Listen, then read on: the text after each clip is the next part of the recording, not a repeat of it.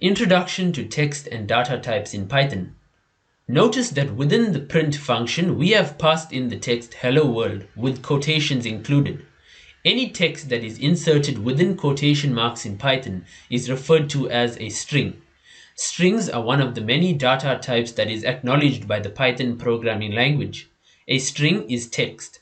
At all times in Python programming language, text will always be in the form of a string and enclosed within quotation marks. It is called a string because it is a sequence of characters.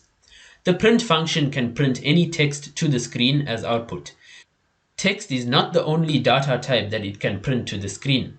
If you are printing text though, you may change it to anything you like. For example, your name is great.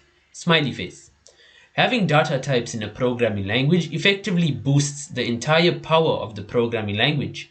A data type can be thought of as being a name tag for a piece of information that provides us with insight into the type of operations that can be performed on it. Different data types are used for different purposes and have different operations that can be performed on them. I would like to reinforce the importance of the information contained in the previous statement. To provide you with a higher level of insight into data types, I will provide you with a table of examples of important data types in Python and a short explanation.